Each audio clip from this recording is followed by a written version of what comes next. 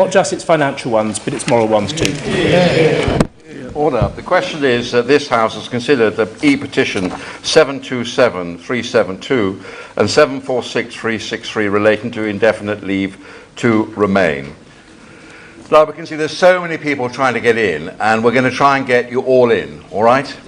But I've got to impose an immediate 3-minute time limit. And I've got to tell you that every time there's an intervention, that means that somebody at the back of the queue may not get in at all. So do bear that in mind. But we'll try and get everybody in, and we'll start with Cameron Thomas. Thanks, Sir Hood. It's an honour to serve under your chairship. Let me begin by thanking my constituent, Palasi, whose petition has led in part to this important debate. I believe that when you make a deal with somebody, you honour it. You are honour bound to keep it. Ayana does not understand politics, nor should she have to. She began her education at nursery here in the UK, where she began to learn how to interact and play with others. And she made her first friends here in that nursery. Almost 4 years since her father made a deal with the UK to uplift his family and come here to work, Ayana now has many friends at school, where English is one of her strongest subjects. Everything that Ayana has come to learn about the world, she has learned here in the UK. She has no meaningful connection anywhere else. Like any other child, she imagines growing up together with her friends, completing her GCSEs. When she grows up, she wants to be a dancer or a lawyer, as is the nature of childhood. Almost 5 years ago, her father made a deal with the UK. The 5-year route to indefinite leave to remain gave him enough certainty to justify bringing his family here, to plan their futures and guarantee stability in Ayana's formative years. I'm glad that she is yet unburdened by the instability her father now feels. The changes to indefinite leave to remain, as announced by the Home Secretary in November 2025, have caused unnecessary stress to many who have already lived here for several years, who have paid visa fees, the immigration health surcharge, income tax and national insurance. On the 2nd of September 2025, I invited the government to demonstrate true leadership over the issue of immigration, rather than to follow the Conservative Party and Reform UK into the abyss. If the government does have the moral courage to navigate this sensitive issue with compassion, then it must honour the deal it made with such families before the goalposts were moved. Whatever else changes, will the government honour the timeline to indefinite leave to remain as was promised to those who are already here? Hold on. Thank you, Sir Edward. I think there's few people who are opposed to a robust and fair immigration system, but sadly these plans are not that. They'd rip up the promise on which people built their lives. For workers who are asked to come here to fill skills gaps in our public services and industries, the route to settlement would double from 5 years to 10.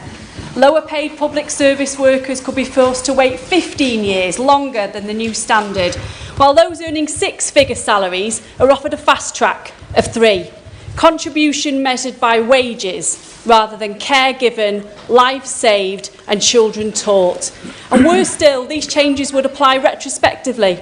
I want everybody to have time to speak.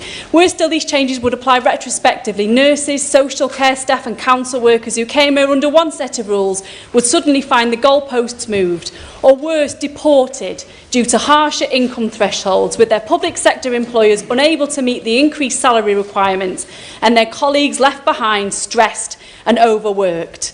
Even after gaining indefinite leave to remain, people would face no recourse to public funds, settled in name but excluded in reality. For women fleeing domestic abuse, for disabled people, for LGBT communities, the impact will be cruel and profound. And these issues also reach beyond skilled worker routes. In the asylum system, charities and clinicians warn that prolonged insecurity deepens trauma and drives people into destitution. Earlier access to work, settlement and citizenship improves outcomes for individuals and for the communities they join. A humane asylum system with safe routes and timely decisions is not an act of charity, it's an investment in social cohesion. Another community unfairly affected are the BNO visa holders from Hong Kong. For them, the 5-year path to settlement must be protected and made permanent. Retrospective rule changes, excessive salary thresholds or language barriers would simply betray the commitment that this country made to people seeking safety and freedom. Children born here should have automatic and secure status, not years of uncertainty. So I'd urge the Minister, stand for dignity, fairness and humanity. Retain the 5-year route to settlement, end retrospective changes, protect refugees and BNO families, reform skilled worker visas so they prevent exploitation rather than enable it, and above all, recognise the simple truth that those who care for Britain are part of Britain. Iqbal Mohammed. Thank you, Sir Edward. It's a pleasure to serve under your chairship. Last week, I held a meeting in my constituency of Dewsbury and Batley with the Nigerian community.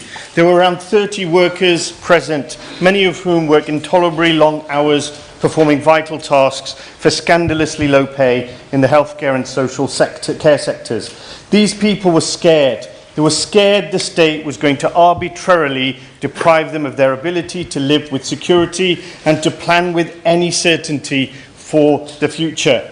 One of these individuals, her name is Uzuamaka, wrote to me outlining her concerns. Uzuamaka came to our country in 2022 and works in the NHS. She wrote, and I quote, that I am an immigrant, a taxpayer, a worker and a human being. But the new immigration white paper strips me and others like me of dignity, stability and belonging. End quote. Proposals to extend indefinite leave to remain, she quotes, to make someone live in limbo for 10 years despite working hard and paying taxes is cruelty in slow motion. 10 years of exclusion from a future. This is not about integration, it is about humiliation. How can a Labour administration that professes to care about social justice participate in such performative barbarity against immigrants, a group already vilified in the media and subject to acute marginalisation in the wider society? As Uzuamaka writes, this entire system treats immigrants as disposable tools. We are good enough to pay into the NHS, but not to benefit from it. We are needed, but never welcomed.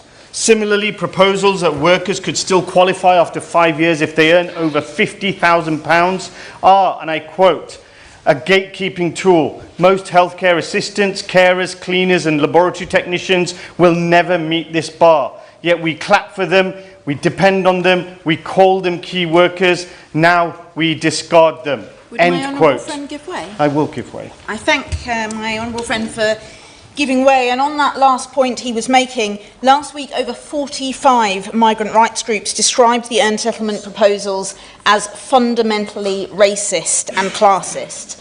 So does the honourable member share my deep concerns that these proposals will absolutely hit the most vulnerable the hardest and create a discriminatory two-tier system in which wealth and certain jobs or nationalities are prioritised over others?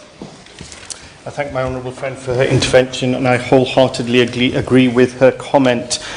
We have to have equal compassion for all in our society, whether they were born here or whether they came here to build a life for themselves and support our country in the prosperity that we all share in. So I completely agree. Uzuamaka concluded her letter by asserting that we do not want favours, we want fairness, we do not seek sympathy, we demand justice. So I conclude, Sir Edward, with the following. If Labour politicians did not go into politics to give a voice to the otherwise powerless, such as Uzuamaka, and to fight for a humane state, then why are they here?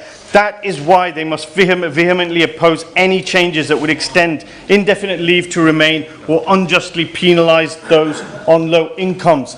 And I urge the Minister to strongly look at the proposals that were made by the Home Secretary. These will marginalise even further the lowest earners and the most marginalised in our society. And actually, they contribute they make a key contribution to our society, and it will destroy the fabric of our country, our NHS, the care sector and many other industries that rely on people from outside of Britain to keep our country running. Thank you. Gardner.